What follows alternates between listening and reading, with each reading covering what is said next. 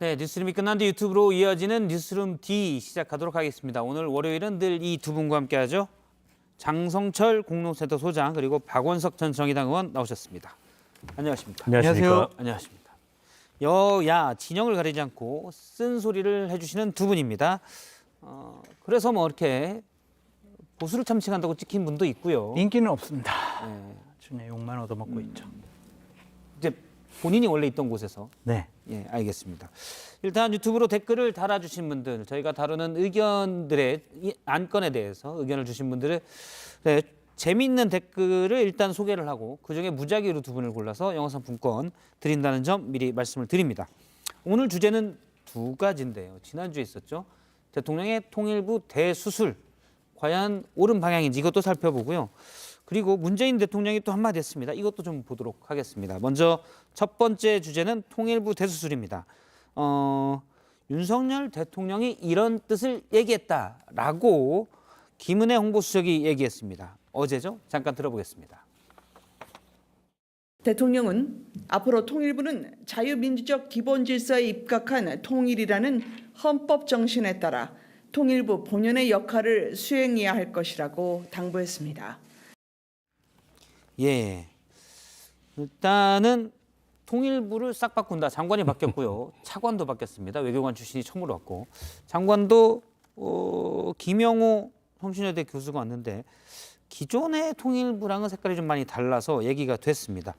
일단 자유민주적 기본질서에 입각한 통일, 그냥 무턱대고 통일이 아니라 이 통일이다라는 얘기입니다. 박원석 의원님의 얘기부터 들어볼까요? 어떻게 보시는지. 헌법에는 정확히 자유민주적 기본질서에 입각한 평화적 통일이라고 되어 있습니다. 그러니까 적어놨는데. 네. 근데 예, 평화적이라는 헌법 말은 또 굳이 빼고 평화적 통일 정책. 자유민주적 기본질서에 입각한 통일이라는 헌법 정신에 부합하는 그런 역할을 해야 된다라고 예. 얘기를 했는데 결국에는 통일부가 그 남북 간의 대화 교류 협력이가 아니고 대북 압박에 나서라라는 주문을 한 거고요. 저는 그러면 통일부를 없애야죠. 그러니까 정부조직법에 보면 통일부는 고유한 사무로서 이 남북 간의 대화 교류 협력에 관한 정책을 수립하고 통일 교육 및 기타 통일에 관한 사무를 하도록 돼 있습니다. 예.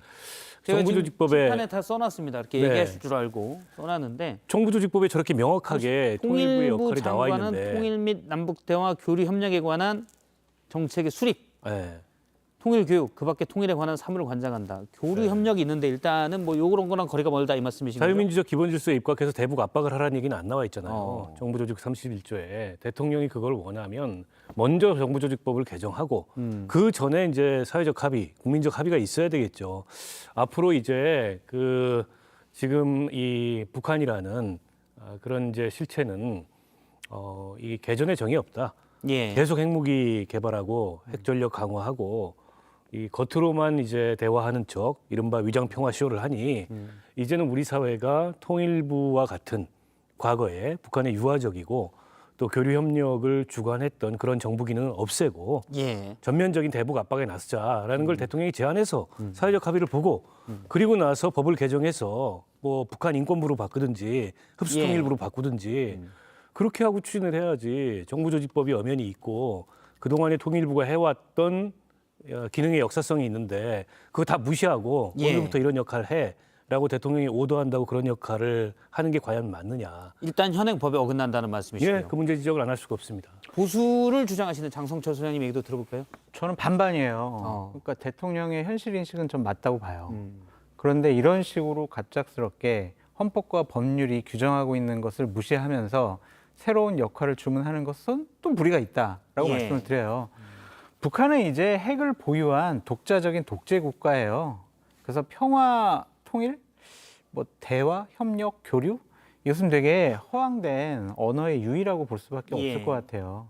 그렇기 때문에 보다 현실적인 통일부로서의 역할 찾기는 필요하다라는 좀 생각이 드는데 그것을 인수위 과정 중에 했으면 얼마나 좋았을까라는 생각이 들어요. 차라리 처음부터 우리 이쪽 방향이다. 그렇죠. 그래서 정부조직법 개편하고 뭐 통일부 없애든지 아니면 통일부의 역할을 새롭게 규정하는 그런 모습을 취해야지. 제가 오늘도 통일부 홈페이지에 들어가 봤거든요. 통일부는 뭐 하는 곳인가라고 봤더니 대략 4가지예요. 5가지네요. 죄송합니다. 남북 교류 협력 교육 인도적 지원. 두 번째 북한 이탈 주민 정책. 세 번째 남북 협력 기금 관리, 예. 네 번째 개성공단 관리, 다섯 번째 북한 인권 문제에 대한 여러 가지 할 일들 이렇게 적혀져 있거든요. 대통령께서 주문한 거는 북한 인권 문제에 대해서 보다 더 예. 적극적으로 통일부가 제대로 된 역할을 하라 이렇게 얘기를 하신 것 같아요. 왜냐하면 김은혜 수석이 아까 말씀하신 것 말고 또 뭐라고 얘기했냐면 윤석열 대통령은 그동안 통일부는 마치 대북 지원부와 같은 역할을 해왔다. 예. 그래서는 절대로 안 된다. 이제는 통일부가 달라져야 한다. 어떻게 달라지냐? 북한 주민의 인권을 보편적인 세계적인 가치, 대통령께서 강조하시는 자유, 민주주의 이것을 계속적으로 국제사회에서 문제 제기를 해야 된다. 예. 그래서 통일부의 차관은 외교부 출신으로 데려다 놓은 거다. 전 그렇게 해석이 됩니다. 지금 이제 장 소장이 현실 인식을 얘기했는데 남북 관계를 규정한 몇 개의 역사적인 합의와 문서가 있습니다. 그중에 이제 91년도에 체결됐던 남북 기본 합의서에 보면 예. 평화 통일을 지향하는 잠정적 특수관계라고 남북 관계를 규정해요. 역대 모든 사실은 진보 보수를 망라하고 그런 어떤 그 관계성의 기초에서 이 대북 정책을 펴왔습니다. 근데 윤석열 대통령의 인식은 그게 아니고 일종의 이제 비우호적인 적성국, 예. 비우호적인 적대국으로 보는 것 같아요. 자, 그러면 외교적 관계입니다. 미수교국으로서의 외교 관계를 맺어야 돼요. 근데 우리 헌법에는 한반도와 그 부속도서를 우리 영토라고 해서 미수부 영토로 표시를 해놨거든요. 북한 주민은 다 우리 주민이라고 예. 헌법에 따르면 돼 있어요. 그리고 이 정부도 그랬잖아요. 지난 이 북송 어부 사건을 예. 두고서 지금 기소했지 않습니까? 우리 주민인데 왜 그러냐? 우리 주민인데 왜 보냈냐. 근데 그분들이 이제 범죄를 저지르고 내려온 건 당시에 그 정보로 봤을 때 명백한 거고, 그러면 비우호적인 그 외교 관계라면 보내야 돼요. 예. 그걸 우리가 우리 마음대로 할 수가 없습니다. 그럼 한 가지만 하라는 거예요. 한 가지만. 일단 그 뭐 이제 이랬다 저랬다 하지 말고 지금- 잠정적 특수관계로 인정할 거냐, 아니면은 비우호적인 적대국가. 하지만 이제 외교 관계에 따라서 일정한 이 외교적 대응을 예. 해야 될 그런 상대로 북한을 둘 거냐, 한 가지만 하라는 겁니다. 지금 말씀이신 이럴 때 이렇게 윤석열 하고 저럴 때 정부가 저렇게 하지 말라는 거예요. 헌법을 이연령 비연령으로 해석하고 있다라는 그렇죠. 말씀이신데, 그런데 이제 그것만 지금 장성철 선생님이 문제 제기한 부분에 대해서 어떻게 생각하시는지요? 북한이랑은 현재 스코어 평화 통일에 대한 교류 협력이 안 될 것 같다. 그래서 저는 그렇지 윤석열 않다고 정부가 그냥 그렇게 생각합니다. 방향을 왜냐하면 가져갔다. 이 부분에 대해서는요. 북한이라는 그 상대, 특히 남북 관계는 오늘 벼랑 끝에 서 있는 것 같지만 내일 또 이 대화가 재개가 되고 예. 그러면서 대화 국면이 진행이 돼가 또다시 긴장이 높아지고 이런 것의 반복이었어요. 물론 지금 북한 핵전력이라는 게 사실상의 핵보유국 단계에 접어든 건 사실이고 예. 그거는 냉정한 현실입니다. 근데 그 상황에서 남북 관계를 어떻게 맺어나갈지에 대해서는 또 그 조건 위에서 우리가 모색을 하고 그걸 추진을 해야지, 이제는 그럼 북한이랑은 적대 관계만 맺겠다라고 하면 그게 과연 이 동북아나 한반도의 평화 안정에 또 우리 국민들의 이 평화 번영에 맞는 길이냐, 예. 장담할 수 있느냐, 이 거꾸로 질문을 던지고 싶고요. 이 정부도 들어와 가지고 담대한 구상 이런 얘기를 했습니다. 담대한 구상은 북핵 문제와 연결돼서 북한이 좀 마음을 고쳐먹고 생각을 예. 달리하면 전면적인 남북 교류 협력과 지원에 나서겠다라고 얘기했는데 언제 그렇게 될지 모르잖아요. 근데 통일부 없애고 대북 무슨 압박 인권 이걸 하는 그런 부서로 바꾸겠다고 한다면 남북 대화는 앞으로 이제 영원히 안 하겠다. 더 이상 특수관계 아니고 적대국가다 이걸 선언하는 건데 누가 대통령한테 그런 권리를 부여했습니까? 그러니까 과거에 우리 평화통일 여러 가지 방안들, 그것은 핵이 있었을 때, 핵이 없었을 때와 다르게 생각을 해야 될 것 같아요. 과거의 문법과 과거의 방식은 이제 통하지 않는 것 같습니다. 북한은 자신감이 넘쳐 있죠. 한국이 일본과 미국과 여러 가지 동맹, 협력 맺더라도 우리는 예. 핵이 있다. 그렇기 때문에 미국 두렵지 않다, 한국 두렵지 않다, 일본 두렵지 않다 이런 얘기를 계속 하고 있는 거죠. 그런 상황에서 문재인 정권 중반기 이후에 아무리 우리가 대화하자고 하더라도 대화를 안 해요. 그냥 욕설만 퍼부어요. 예. 그렇다고 하더라도 대화의 끈은 놓지 말아야 하지만 통일부는 그동안 북한에 끌려다니는 그런 부서였다라는 인식이 강한 것 같습니다. 그래서 일단은 남북의 대화, 협력, 교류 이런 것도 추진을 해야 되지만 앞으로 북한의 인권 문제, 주민의 인권 문제를 국제적으로 보편적인 가치에서 보다 더 적극적으로 문제 제기하고 여러 가지 조치를 취하겠다라는 의지의 표현으로 비춰지는데, 그렇다고 하더라도 김영호 통일부 장관 내정자는 좀 그 자리에는 적절하지 않은 것 같다라는 생각이 들어요. 그러니까요. 왜냐하면 예. 그분이 계속 김영호 교수의 시대 읽기라는 유튜브 채널을 하면서 예. 여러 가지 되게 극단적이고 자극적인 얘기를 되게 많이 했거든요. 그거는 통일부 장관으로서 부적절한 말이고 국방부 장관으로서 적절한 말이 아닌가? 막 그런 생각이 들 정도로 상당히 예. 자극적이더라고요. 근데 저도 또 어느 날 보니까 그걸 또 그 방을 폭파시켰어요. 어. 유튜브 방을. 그러니까 본인도 문제가 될 것 같다라고 생각을 한 거죠. 라고 생각하고. 그러니까 그것과 이제 윤석열 정권이 통일부를 어떻게 역할을 할 것이냐라는 것과 또한 이 통일부 장관을 저런 사람으로 임명하게 된 것, 이거는 좀 분리해서 생각해 봐야 되지 않을까 싶습니다. 예. 근데 여기 보면 김영호 성신여대 교수가 지금 통일부 장관 후보자가 됐는데 칼럼 쓴 게 좀 저희가 자료화면들이 있죠. 보면은 김정은 전체주의 체제의 파괴가 유일한 해결책이다. 이런 칼럼도 있었고요. 김정은 정권 타도하고 북한 자유화 이루어져야 통일의 길 비로소 열린다. 요 통일의 길, 지금 요게 지금 핵심인 것 같아요. 그러니까 이건 이제 근데 일부에서는 이거야말로 통일의 길이다라고 또 생각하는 것 같은데 이게 이제 그러면 이제 평화적 통일이랑 거리가 북한 멀죠. 체제 붕괴에 기초한 흡수 통일인데요. 대한민국은 북한 체제 붕괴 이후에 북한을 흡수 통일만 할 만한 경제적 능력이 없어요. 되도 않는 얘기를 하는 예. 거고요. 그러니까 이분은 한마디로 얘기하면 그냥 뉴라이트입니다. 그리고 역사관도 보면 식민지 근대화론에 기초해 있는 분이고 예. 게다가 이제 극우 유튜브 활동까지 했는데 그분을 갖다가 장관에 앉힌 거예요.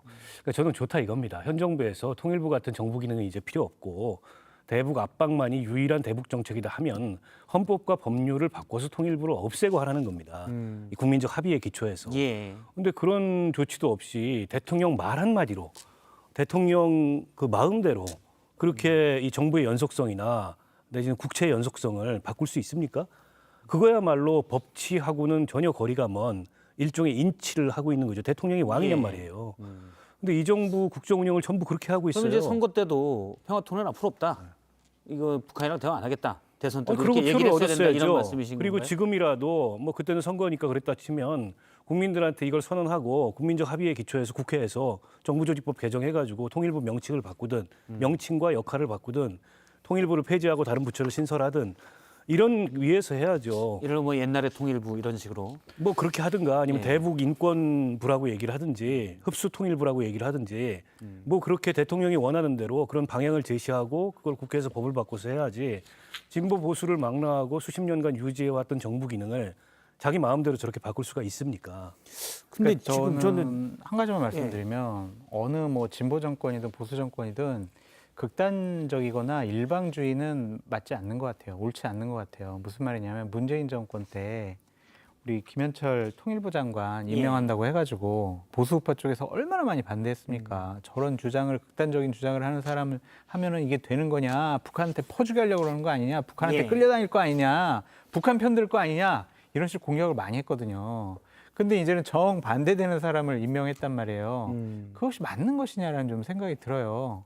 그러니까 박원석 의원님 얘기 잘 해주셨듯이 어쨌든 헌법과 법률에 입각한 국가 정책의 연속성은 분명히 필요한 부분이고 이기도 하고 예. 대통령 어쨌든 국민의 선택에 의해서 뽑혔으니까 본인에게 맞는 본인이 생각하고 판단하는 그러한 통일 그쵸. 정책을 뭐 정부 정책에 반영할 수는 있어요.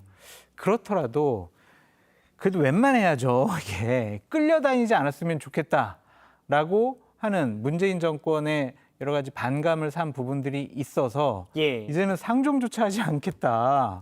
무력으로 쟤네들은 없애버려야 된다. 이런 사람을 통일부 장관으로 임명을 했다라는 것은 다른 신호를 줄 수가 있을 이건 것 좀 같아요. 너무 나갔다. 예, 서로 너무 이쪽이다고 해서 이렇게 했는데 이거는 너무 나갔다는 거죠. 그렇죠. 김영호 장관 후보자는 이제 뭐 김정은 정권 타도돼야 비로소 통일의 길이 그렇죠. 열린다. 요거는 이제 통일부 장관의 말로서는 부적절하다. 국방부 장관 시켜야 된다니까요.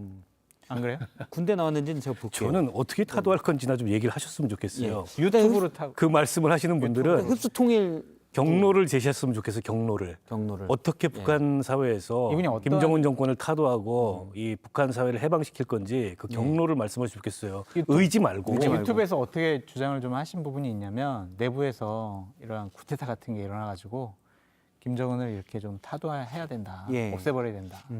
이런 얘기도 하셨죠.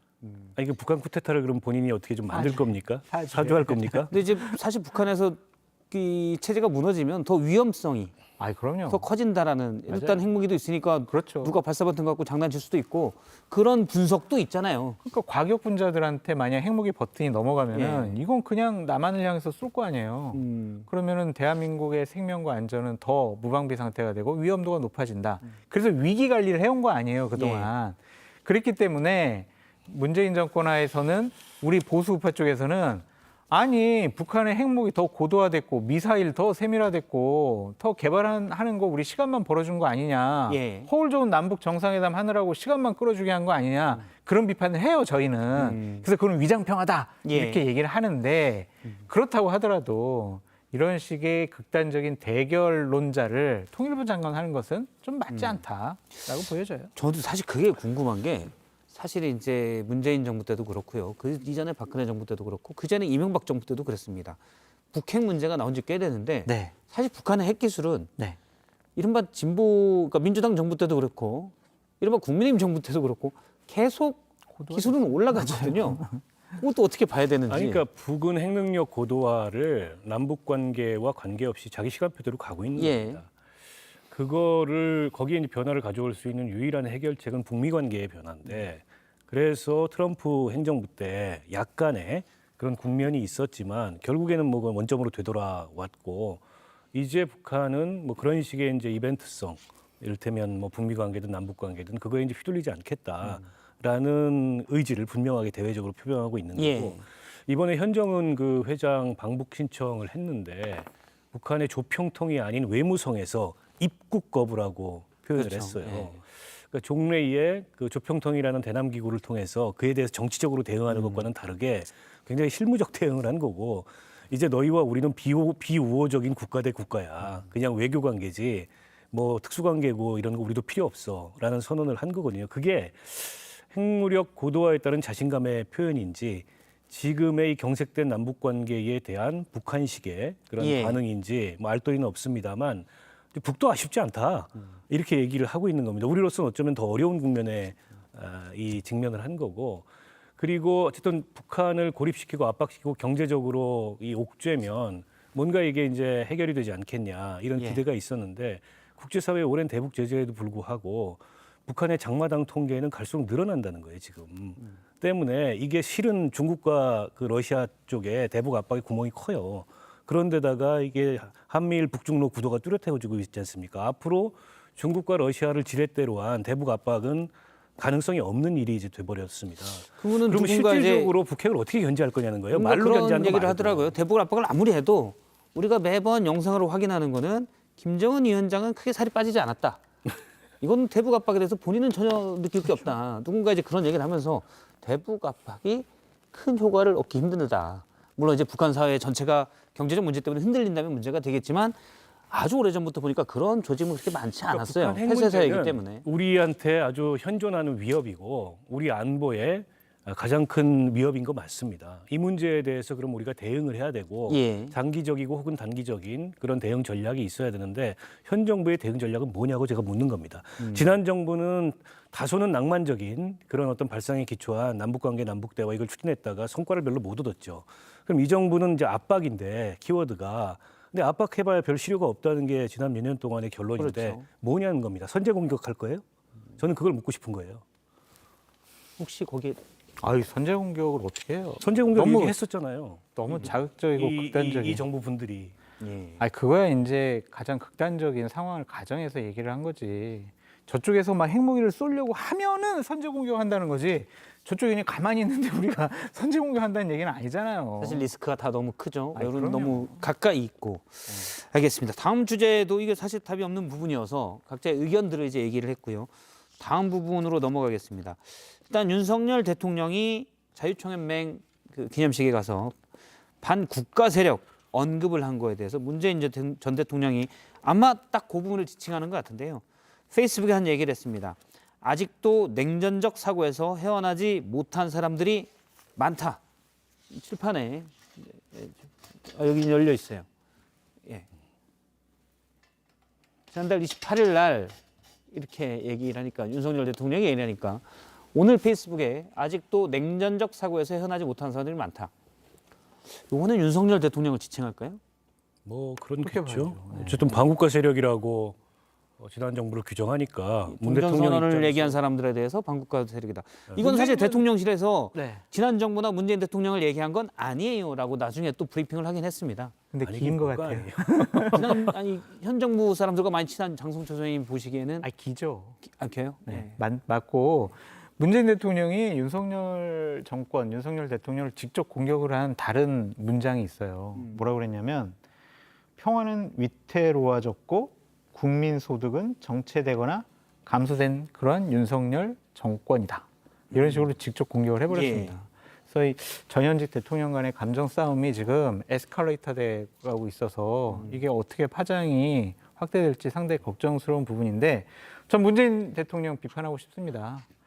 김대중 대통령, 고 노무현 대통령, 그리고 문재인 대통령 이렇게 진보 정권이 이어져 오면서 평화의 프로세스가 완성됐고 예. 계속 이어달리기 형식으로 해서 또 진보 정권이 들어섰으면 남북 간의 평화가 정착이 됐을 거다 이런 얘기를 하시는데 이건 너무 상황을 어불성설, 이거는 말도 안 되는 변명이 아니라는 생각이 듭니다. 진보 정권 하에서 전쟁도 일어났어요. 제2의 연평해전 김대중 정권 때 예. 일어났습니다. 그리고 북한의 처음 핵실험 2006년도 노무현 정권 때입니다. 그리고 남북 연락사무소 해체 폭파되고 이거 다 문재인 정권 때였어요. 그러면서 삶은 소대가리라는 모욕적인 발언을 들었는데도 그냥 무슨 항의조차 못했어요. 남북 연락사무소 폭파되니까 민주당 한 의원은 아유 북한이 우리 대한민국과 대화하자는 신호를 저렇게 보낸 거야. 이런 식의 말도 안 되는 얘기를 했거든요. 위장된 평화였다고 볼 수밖에 없어요. 시간을 벌어줘서 어쨌든 핵무기를 더욱더 고도화할 수 있는 시간을 벌어준 거지 평화가 정착이 됐고 한반도에 전쟁 위험이 없어졌다? 한미동맹은 위태로워졌고요. 우리나라의 전방의 지피들은 많이 없어졌고 군사훈련 대부분 지난 5년 동안 못했어요. 민방위 훈련도 못했고 그것이 어떠한 평화의 프로세스인지 되묻고 싶습니다. 예. 반성하십시오. 여기 혹시 박원석 저는 의원님께서 거꾸로 얘기하고 싶은 게 보수 정권 때 그러면 북한이 핵실험 안 했습니까? 했죠. 지금까지 6차 핵실험 중에 5번을 보수 정권 때 했어요. 예. 북한이 핵능력 고도화 못 시켰습니까? 보수 정권 때 압박을 받아서? 전혀 사실이 아니고 남북 관계에서 군사적으로 그러면 보수 정권이 북한을 압도했습니까? 천안함 피격이나 제1연평 이 해전이나 뭐 그때는 뭘 했습니까? 아무것도 못 했어요. 말펀치일 뿐이에요. 제가 보기에는 보수 정권은 말로 어떻게 안보를 지킵니까? 아니 박 의원님 그건 인정을 하는데 아니, 그런 그렇다고 면에서 진보 정권이 그런 면에서 아니 제가 잘했다는 게 아니에요. 네. 그런 면에서 일단 모든 책임은 북한에 있는 걸로 네, 치고 그런 면에서 그다음에 이걸 이제 가지고 무슨 마치 그 문재인 정부 노무현 정부 시절에 우리 안보가 그냥 취약해져 가지고 모든 데 다 구멍이 뚫리고 그것 때문에 북한이 핵실험을 했다, 핵개발을 했다라는 거는 이치 안 맞는 사실과 다른 얘기고요. 박정희 정권 또 그 어목했던 전두환도 심지어 박근혜 이명박 대통령도 야당을 반국가 세력이라고 지칭한 적이 없어요. 전임 정권을 반국가 세력이라고 지칭한 적이 없고 물론 이제 박정희 시대에는 전임 정권이라는 게 있을 수 없었죠. 예, 예. 하지만 야당을 정치적 경쟁자를 그 집단을 반국가 세력이라고 지칭한 게 없습니다. 윤석열 대통령은 도대체 이 머릿속이 어떤 분인지 저는 저걸 보면서 굉장히 궁금하고요. 그러면 이 정부는 이제 이 정권은 수사 정권이고 검찰 정권이고 압구정 이런 얘기도 하는데 그 다음 단계가 뭘까요? 전 정부 사람들을 일종의 이제 반국가 행위, 간첩 행위 예.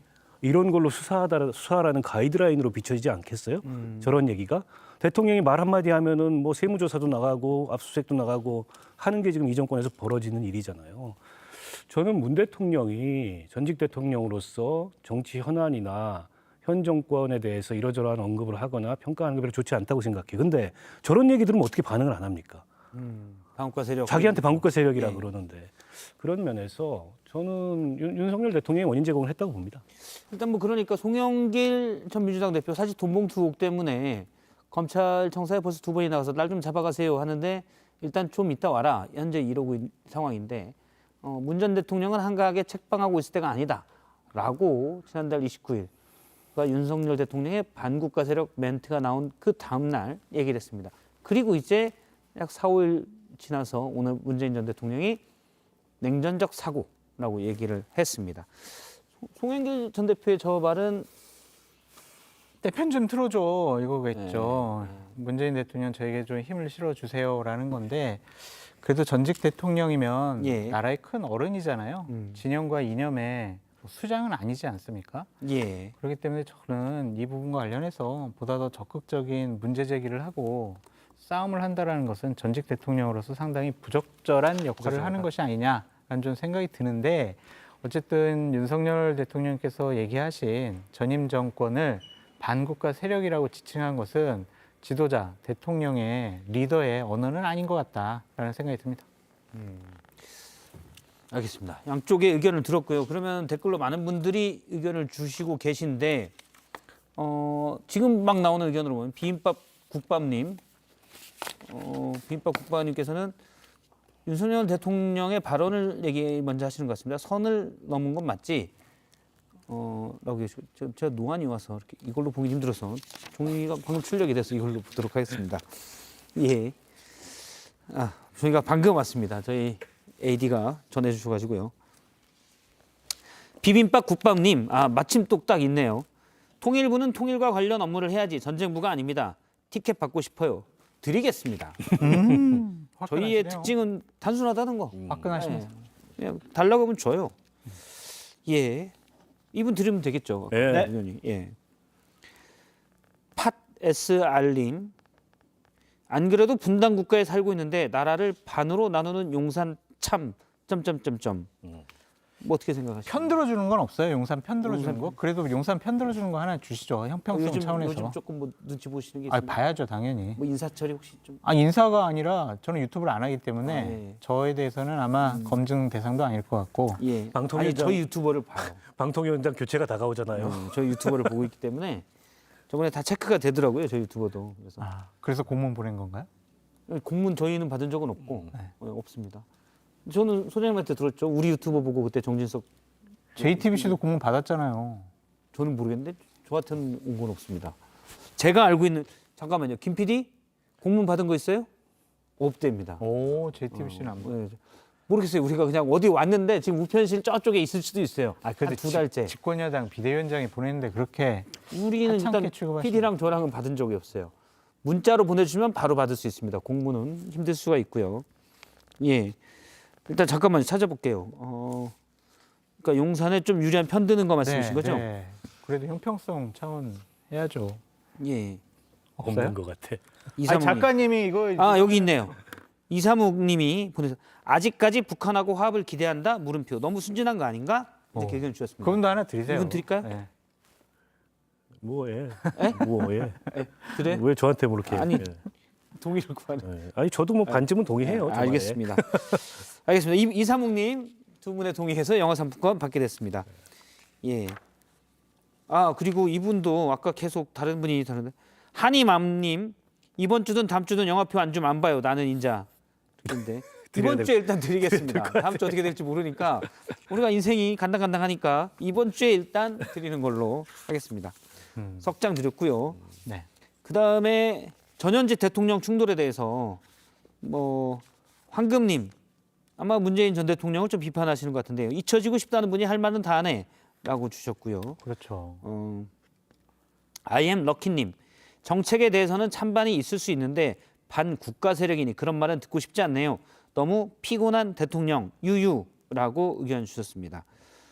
그리고 저도 이전 정권 정책 다 찬성하는 건 아닌데 지금 정권 너무 피곤합니다. 피로합니다라고 의견 또 주셨습니다. 그다음에 프라이빗님 어차피 우리나라는 소멸하게 생겼는데 북한이 뭐하러 아까운 액을 쓰겠어? 크크크라고 주셨는데 이거 이제 저출산 문제로 얘기하신 것 같아요. 그건 너무 비극적인 얘기네요. 너무 비극적인데요. 근데 예 어쨌든 의견 주셨고요. 한 분을 더 드려야 되는데 요걸로 드리겠습니다. I am 럭키님 일단 럭키한 거가 눈에 띄어서 이제 운이 좋으시니까 럭키님 드리고 예 이전 정권 다 창성한 건 아닌데 지금 정권도 필요하다라는 의견 주신 분 I am 럭키님도 드리겠습니다.